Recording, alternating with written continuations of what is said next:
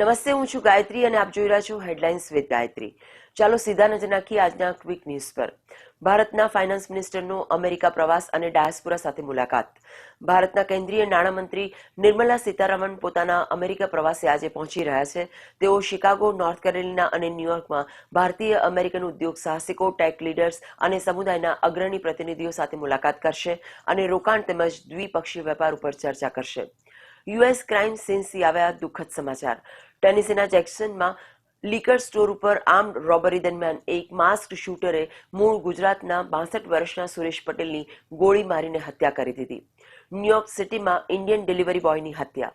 બ્રુકલિનમાં pizza deliver કરવા નીકળેલા પંજાબના કપૂરથલા નિવાસી 28 વર્ષના ગુરદીપસિંહને રોબરી અટેમ્પ્ટ દરમિયાન છાતીમાં ગોળી મારીને હત્યા કરી દેવામાં આવી.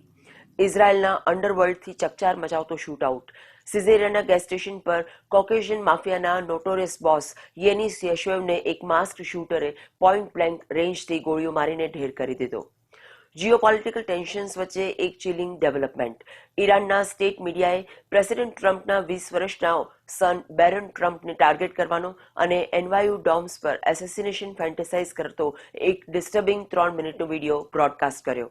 હવાઈની luxury હોટલથી mysterious tragedy. વાઇકીકીના 4 star Hilton રિઝોર્ટમાં લેઓવર દરમિયાન સાઉથવેસ્ટ એરલાઇન્સની 50-year-old ફ્લાઇટ અટેન્ડન્ટ જેની લિપ્ટનની 24th ફ્લોર બાલ્કની પરથી પડ્યા બાદ ડમ્પસ્ટર પાસે મૃત્યુ થઈ ગયું. ઇલિનોઇસથી થ્રિલિંગ સર્વાઇવલ અને સેફ રેસ્ક્યુ. વિલ્મિંગ્ટનમાં ગેસ સ્ટેશનના 130 ફૂટ ઊંચા સ્વિંગિંગ સાઇન બોર્ડની અંદર લિફ્ટ માલફંક્શન થવાથી 6 કલાક સુધી ફસાયેલા ઇલેક્ટ્રિશિયન AJ ગોએ ફેમિલી માટે ગુડ બાય વિડીયો બનાવ્યો હતો, જેમને રેસ્ક્યુ ટીમ્સે સેફલી નીચે ઉતારી દીધા છે અને તેઓ હવે સંપૂર્ણપણે સુરક્ષિત છે. કોલંબો ટેસ્ટના બીજા દિવસે ટીમ ઇન્ડિયાનો દબદબો. ધ્રુવ જુરેલના અનબીટન 115 રનના દમ પર ભારતે 503 પર ઇનિંગ્સ ડિક્લેર કરી, જેના જવાબમાં પ્રસિદ્ધ ક્રિષ્ના અને માનવ સુથારે શ્રીલંકાના 8 રન્સ ઉપર જ 2 વિકેટ પાડી દીધી. આ હતી હેડલાઇન્સ આજ માટે. બાકી દેશ દુનિયાના દરેક મોટા સમાચાર માટે જોતા રહો હેડલાઇન્સ વિથ ગાયત્રી.